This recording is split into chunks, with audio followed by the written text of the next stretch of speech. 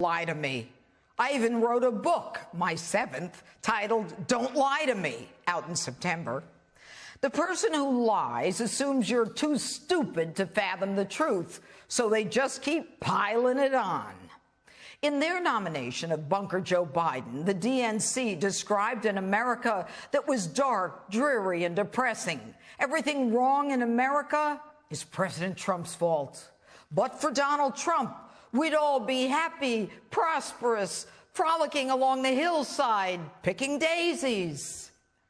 They've forgotten that under Donald Trump, we have the greatest economy this nation has ever seen, the greatest employment of African Americans, Hispanics, Asians, and women that this nation has ever seen, more jobs than people to fill them, a GDP brought back from the Obama 1% new normal, 500,000 manufacturing jobs brought back after Obama said it couldn't be done. Under Donald Trump, the economy was soaring. The nation was optimistic because the rising tide indeed was lifting all boats. Michelle Obama proclaimed, "I'm here tonight because I love this country." I was happy to hear this because on March 12, 2008, she said for the first time in her adult life that she was really proud of my country because it feels like hope is finally making a comeback. She was 44 at the time. Then former President Obama, in an unusual display of vituperative hostility relatively foreign in presidential politics, said this. Joe and Kamala will restore our standing in the world, a nation that stands with democracy, not dictators. Really, Barack?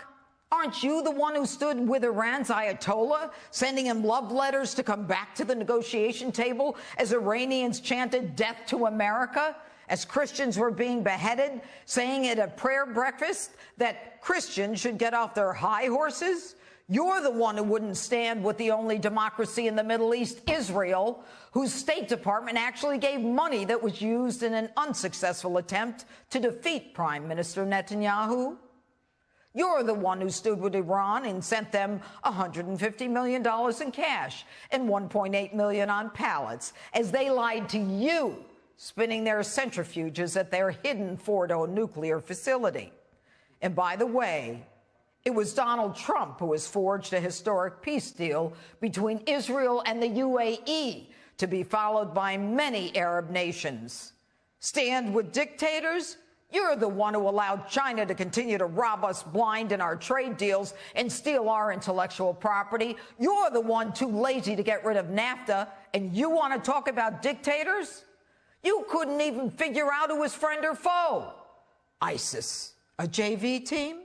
You didn't know if you should contain, dismantle, or defeat them, none of which you did, all of which Donald Trump did. And you and Bunker Joe are going to restore our standing in the world?